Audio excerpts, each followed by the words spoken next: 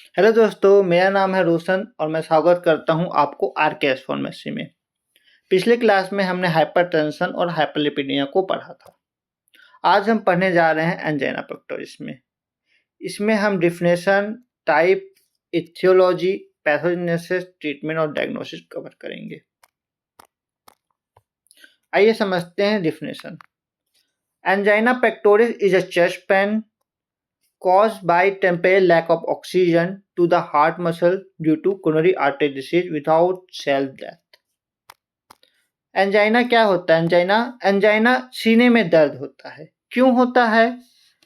Heart muscle को oxygen की supply proper नहीं मिल पाती है। क्यों नहीं मिल पाती है? हार्ट मसल की जो आर्टरी होती है उसमें कोलेस्ट्रॉल जम जाता है जो ऑक्सीजन प्रॉपर हार्ट तक नहीं ले जा पाते हैं। आइए हम इसे समझते हैं। ये जो आप देख रहे हैं ये कोरोनरी आर्टरी है। ये क्या करती है? यही आर्टरी है जो हार्ट तक ऑक्सीजन, ब्लड, न्यूट्रिशन सप्लाई कराती है और यही आर्टरी में ब्लॉकेज आ जाता है तो हमें पेन होने लगता है। आइए समझते हैं कोरोनरी आर्टरी डिसीज क्या होता है। ये देखिए, ये है coronary artery.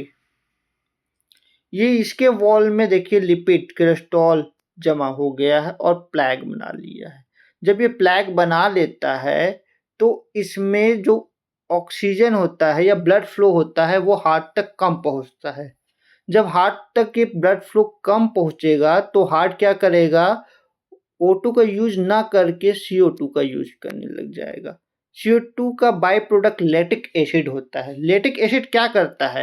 Lactic acid heart muscle को इरिटेट करता है। इरिटेट करने से में हमारे नर्वस सिस्टम में सिग्नल जाता है और हमें सीने में दर्द का एहसास होता है। आइए हम समझते हैं एंजाइना क्या है। एंजाइना सीने में दर्द है। क्यों होता है? हार्ट मसल में टेम्परेरी रूप से ऑक्सीजन की कमी हो जाती है। क्यों होती है? कोरोनरी आर्टरी डिसीज की वजह से। इसमें याद रखिए सेल डेथ नहीं होता है।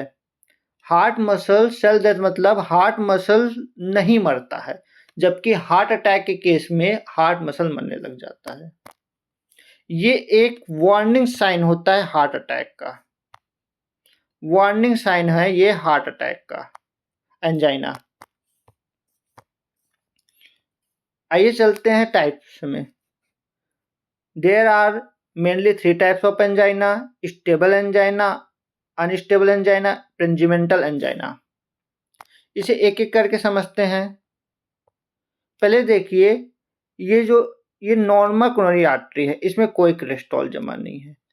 स्टेबल एंजाइना में क्या होता है? आपका यहाँ पर प्लैग बन जाता है, कोलेस्ट्रॉल जमा होकर प्लैग बन जाता है। इसी प्लैग को हम बोलते हैं एथेरोस्क्लेरोसिस। यही है आपका स्टेबल एंजाइना। और स्टेबल एंजाइना में देखिए कोलेस्ट्रॉल के साथ क्लॉट भी जम गया, ब्लड भी जम गया है, इसको अनस्टेबल बोलते हैं। अब वेरिएंट में देखिए, इसमें जो आपकी कोरोनरी आर्टरी है का वॉल है आपस में चिपकने लगा है तो ब्लड फ्लो ऑलरेडी अच्छे से नहीं हो पाएगा। इसी को कोरोनरी स्पैम बोलते हैं। आइए इसे अब और डिटेल में समझते हैं। ये देखिए, ये नॉर्मल कोरोनरी आर्टरी है, इसमें ब्लड फ्लो प्रॉपर होगा। इसमें देखिए दोनों तरफ कोलेस्ट्रॉल जमा है तो ब्लड फ्लो में दिक्कत होगा। ब्लड फ्लो में दिक्कत होगा। अनस्टेबल में देखिए क्लॉट भी जम गया है, इसमें और ब्लड फ्लो का रास्ता कम हो गया। और वेरिएंट में स्पैम। इसमें होता क्या है? स्टेबल एंजाइना में ब्लड फ्लो का रास्ता थोड़ा बहुत खाली है। तब आप इसमें वॉकिंग करोगे, एक्सरसाइज करोगे, तब आपको दर्द का एहसास होगा। रेस्टिंग कंडीशन में नहीं होगा क्योंकि लिए कुछ हद तक खाली है जगह जाने का। लेकिन अनस्टेबल में देखिए यहाँ पास जरा सा खाली है, तब आपको रेस्टिंग कंडीशन में भी पेन होगा। और इसमें देखिए ये पूरा आपस में मिल रहा है, मतलब रेस्ट कंडीशन में होगा। ये असल में टेम्परेरी रूप से कॉन्ट्रैक्ट होता है, आपस में वॉल संकुचित होता है फिर खुल जाता है। ये देखिए वेरिएंट एंजाइना को, ये हार्ट वॉल आपस में मिल रहा है। असल में ये होता क्या है, इसका मेन कॉज होता है कोलेस्ट्रॉल तो होता ही है, इसका मैकेनिज्म को समझे तो ये है कोरोनरी आर्टरी का वॉल। इसके इनर लाइन को एंडोथेलियम बोलते हैं। एंडोथेलियम का जो सेल होता है वो नाइट्रिक ऑक्साइड नाम का केमिकल रिलीज करता है। नाइट्रिक ऑक्साइड क्या करता है, ये वेसल को रिलैक्स करता है। अगर ये कम हो जाता है तो ये कॉन्स्ट्रिक्ट होने लगता है, मतलब सिकुड़ने लगता है। ये इसका पेरेंटल एंजाइना का मेन कारण है। आइए समझते हैं। Stable angina most common type होता है। स्ट्रेस में, एक्सरसाइज में, वॉकिंग में होता है दर्द। इसका मेन कारण एथेरोस्क्लेरोसिस कोलेस्ट्रॉल का जम जाना होता है। रेस्ट करोगे तो आराम मिल जाएगा। एक मेडिसिन है नाइट्रोग्लिसरीन का यूज करोगे तो आराम मिल जाएगा। ये मेडिसिन फ्यू सेकंड में आराम देता है। ये सब लिंगुअल स्ट्रेस का रूट होता है।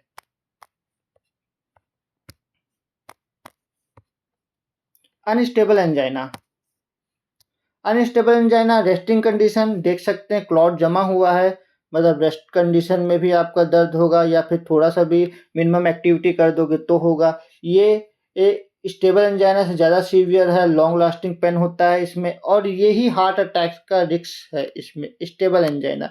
आप देख सकते हैं क्लॉट जम गया है, ब्लड फ्लो होना बहुत कम होगा इसमें, इसलिए इसमें हार्ट मसल का मरना, मतलब हार्ट अटैक का रिस्क बढ़ जाता है। वेरिएंट एंजाइना देखते हैं। वेरिएंट एंजाइना रेस्ट कंडीशन में, क्योंकि ये दोनों आर्टरी की वॉल है कॉन्स्ट्रिक्ट हो गया है। जनरली आमतौर पर नाइट में, रात को या अर्ली मॉर्निंग में होता है टेम्परेरी रूप से। क्यों होता है, कोरोनरी आर्टरी स्पैम की वजह से होता है। हमने क्या क्या पढ़ा, हमने देखा एंजाइना। एंजाइना क्या होता है, एंजाइना चेस्ट पेन, सीने में दर्द होता है। क्यों होता है, हार्ट मसल को प्रॉपर ऑक्सीजन नहीं मिल पाता है। क्यों नहीं मिल पाता है, कोरोनरी आर्टरी डिसीज की वजह से नहीं हो पाता। इंपॉर्टेंट पॉइंट है, इसमें हार्ट मसल मरता नहीं है। फिर हमने इसका टाइप देखा, स्टेबल एंजाइना। स्टेबल एंजाइना में कोलेस्ट्रॉल का जमा हो गया है तो स्टेबल एंजाइना है।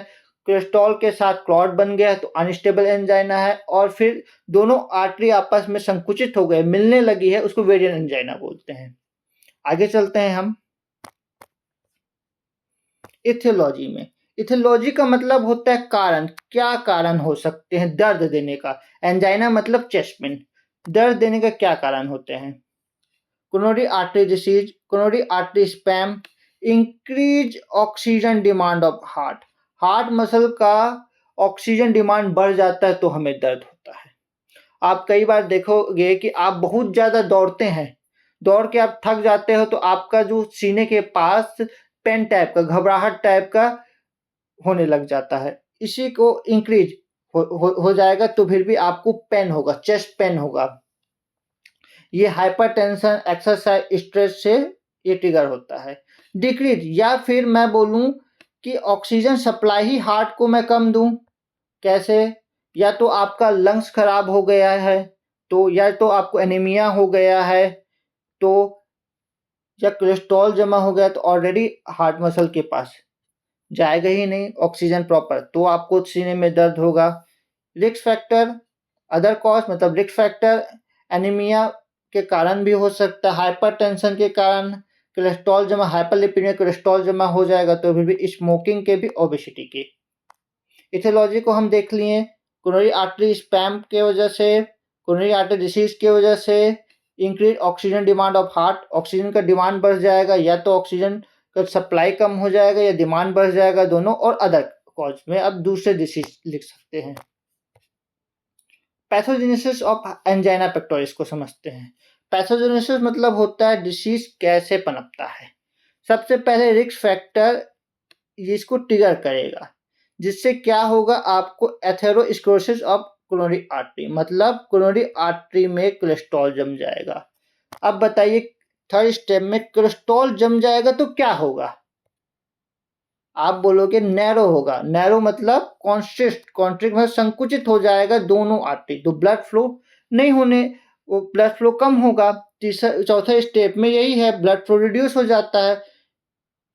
ब्लड फ्लो रिड्यूस हो जाएगा तो क्या होगा, ऑक्सीजन कम मिलेगा हार्ट को। ऑक्सीजन कम मिलने से क्या होगा, मायोकार्डिया इस्मिया, इसी को बोलते हैं लैक ऑफ ऑक्सीजन न्यूट्रिशन, इसी को बोलते हैं। इससे क्या होगा, चेस्ट में पेन होने लग जाएगा। इसमें no myocardia cell death, heart muscle मरती नहीं, हार्ट मसल आपके हार्ट अटैक में मरती है। ये वार्निंग साइन है, याद रखिएगा, हार्ट अटैक का। सिम्टम देखते हैं, सिम्टम मतलब होता है लक्षण। इसमें क्या होता है, चेस्ट पेन होगा या डिस्कम्फर्ट होगा। स्टेबल एंजाइना में डिस्कम्फर्ट ज्यादा होता है। डिस्कम्फर्ट मतलब क्या होता है, सीने में भारी लगने लग जाना, हार्ट बर्न होना, घबराहट होना, बेचैनी आना, इसको डिस्कम्फर्ट बोलते हैं। ये भी इसका लक्षण है, यहां आप लिख सकते हैं।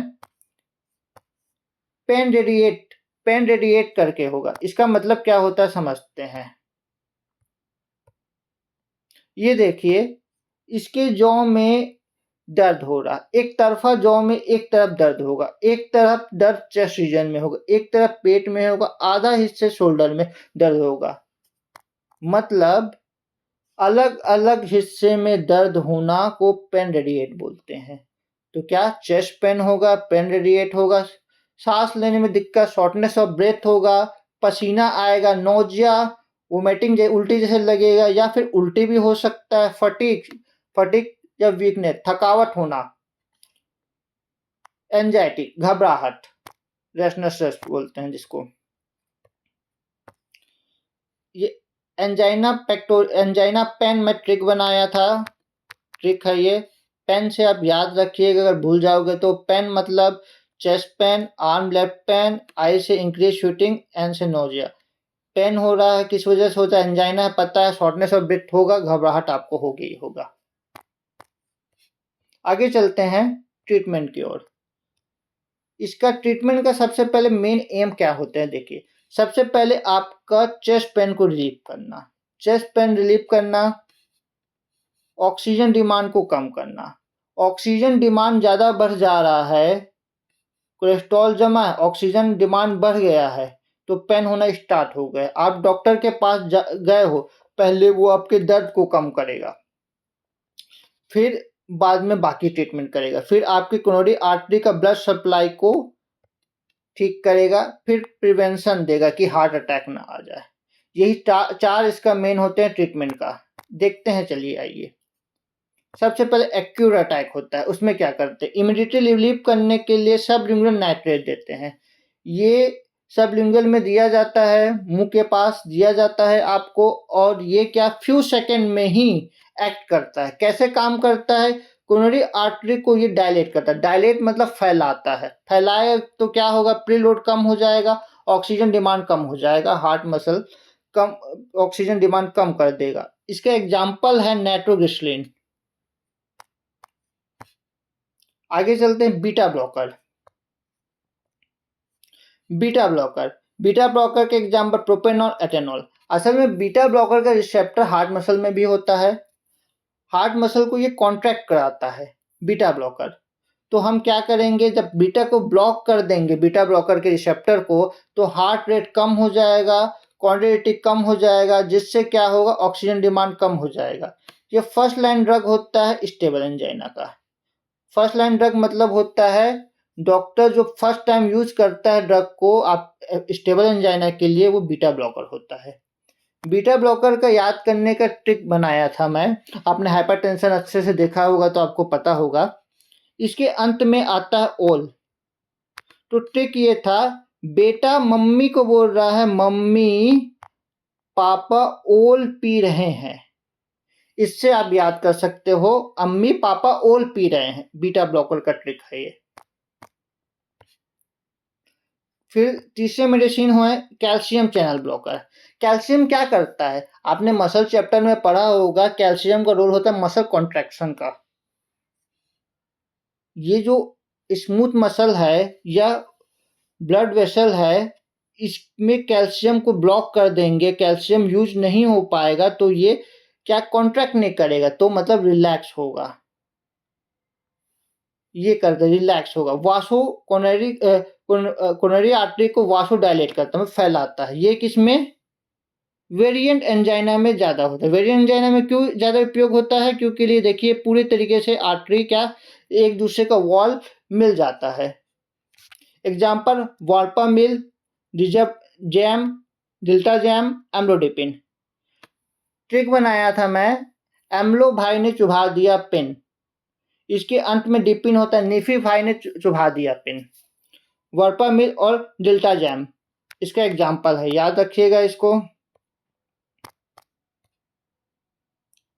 आगे देखते हैं, नेक्स्ट मेडिसिन देते हैं एंटीप्लेटलेट। एस्प्रिन देंगे, कॉल्पिडोग्रेल देंगे। ये क्या करता है? क्लॉट बनने से प्रिवेंट करता है, जिससे आपको हार्ट अटैक का रिस्क नहीं होगा।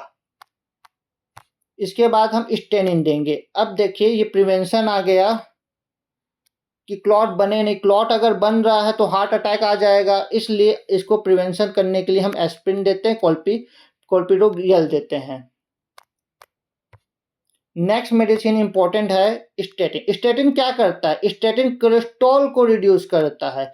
जो ये आपकी कोरोनरी आर्टरी में जो कोलेस्ट्रॉल जमा हो गया है इसको रिड्यूस करेगा। आइए एक बार अच्छे से याद कर लेते हैं, हमने क्या किया, हमने क्या दिया। सबसे पहले हमने नाइट्रेट दिया। नाइट्रेट क्या करेगा? ये देखिए कॉन्स्ट्रिक्ट आर्टरी है उसको क्या करेगा? डायलेट करेगा, खोलेगा। फिर हमने सेकेंड मेडिसिन बीटा ब्लॉकर दिया। बीटा ब्लॉकर ये हार्ट रेट को कम कर देगा। हार्ट रेट कम होने से ऑक्सीजन डिमांड कम हो जाएगा, तो आपको दर्द कम होगा, क्योंकि लिए वो बना रहा CO2 से, लैक्टिक एसिड बन रहा है, सिग्नल जा रहा है, दर्द हो रहा है, हार्ट रेट कम कर देंगे, कम यूज होगा, तो वो O2 से बनाएगा। O2 कुछ ना कुछ मिल रहा है ना उसको। अब ज़्यादा एक्सरसाइज कर रहे हो तो O2 नहीं मिल पा रहा, तो CO2 से बनाने लग जा रहा है वो, इसलिए हार्ट रेट को हम कम कर देंगे। हार्ट रेट कॉन्ट्रैक्ट होना कम हो जाएगा तो उसको ब्लड फ्लो कम जरूरत पड़ेगा, डिमांड कम होगा तो दर्द कम होगा। फिर देखिए हमने क्या लिखा? Calcium channel blocker. Calcium channel blocker क्या करेगा? ये वेसल को डायलेट करेगा, जिससे डायलेट होगा, ब्लड और ज़्यादा जाएगा, हमारा को आराम मिलेगा। फिर हमने देखा एंटीप्लेटलेट। एंटीप्लेटलेट क्लॉट बन गया है, अगर ये रप्चर होके हार्ट में चला गया तो इसको प्रिवेंशन करने के लिए हम देते हैं कि हार्ट अटैक मत हो। फिर हम दे रहे हैं कोलेस्ट्रॉल। देखिए जमा है कि कोलेस्ट्रॉल को भी तो निकालना जरूरी है ना, इसलिए हम स्टेटिन देते हैं। यही है, 5 दवा दे रहे हैं हम, पांचों को याद कर लीजिएगा आप। इसके बाद हम देखते हैं नॉन फार्माकोलॉजी मैनेजमेंट। बिना मेडिसिन के ट्रीटमेंट को हम नॉन फार्माकोलॉजी मैनेजमेंट बोलते हैं। जो आपका रिस्क फैक्टर है जिससे ट्रिगर होता है उसी को हमको कम करना। जैसे कि स्मोकिंग से ट्रिगर होता है तो स्मोकिंग बंद करो, हाइपरटेंशन कंट्रोल करो, डायबिटीज कंट्रोल करो, लो फैट डाइट लो, रेगुलर एक्सरसाइज करो और वेट लॉस करो। आगे इंपॉर्टेंट है डायग्नोसिस। चलते हैं, डायग्नोसिस मतलब जांच करना। कैसे जांचेगा डॉक्टर आपको? सबसे पहले आपका क्लिनिकल हिस्ट्री देखेगा। क्लिनिकल हिस्ट्री में आपसे पूछेगा क्या आपको चेस्ट पेन हो रहा है, क्या आप स्ट्रेस में एक्सरसाइज करते हैं जो आपको पेन हो रहा है, क्या रेस्ट कंडीशन में रिलीफ मिल रहा है, ये आपसे डॉक्टर काउंसलिंग करेगा। फिजिकल एग्जामिनेशन भी कर सकता है, हाइपरटेंशन हो चेक कर सकता है, बीपी चेक कर सकता है, ईसीजी चेक कर सकता है। ईसीजी चेक कराएगा तो अगर एंजाइना है तो आपका एसटी डिप्रेस और टी वेव चेंज होगा इसमें। फिर एक्सरसाइज टेस्ट कराएगा। ये टेस्ट में क्या होता है? ट्रेडमिल टेस्ट होता है। ट्रेडमिल में आपको दौड़ाया जाता है, फिर जो आपको पेन हो रहा है उसको देखा जाता है, ऑक्सीजन डिमांड बढ़ रहा है कि नहीं बढ़ रहा है ये देखा जाता है इस एक्सरसाइज में। कार्डियक बायोमार्कर, इसमें ये देखा जाता है कि क्या एंजाइना है या हार्ट अटैक है, हार्ट मसल मर रहा है। इसमें हार्ट अटैक आप देखे होंगे एक बार में ही इंसान को हार्ट अटैक नहीं आता, पहला स्ट्रोक लगेगा, दूसरा स्ट्रोक लगेगा, तीसरा स्ट्रोक लगेगा, मतलब उसका फेजेस है। पहले स्ट्रोक में हार्ट मसल आधा वीक हुआ है, फिर दूसरे में आधा, फिर तीसरे में पूरा वीक हो गया है। इसलिए ये चेक किया जाता है। अगर एंजाइना में नॉर्मल होता है और हार्ट अटैक के केस में डोपामिन पॉजिटिव होता है, ये याद रखिए। कोरोनरी एंजियोग्राफी ये क्या होता है? जैसे सोनोग्राफी होता है पेट के ऑर्गन को चेक करने के लिए, वैसे ही ये हार्ट के ऑर्गन को चेक करता है कि ब्लॉकेज तो नहीं है, कहाँ ब्लॉकेज है, कितना ब्लॉकेज है। उम्मीद करता हूँ आपको पूरा लेक्चर अच्छे से समझ आया होगा। अगर समझ में आया है तो चैनल को सब्सक्राइब कीजिए, लाइक कीजिए और शेयर कीजिए। मिलते हैं अगले वीडियो में। Thank you.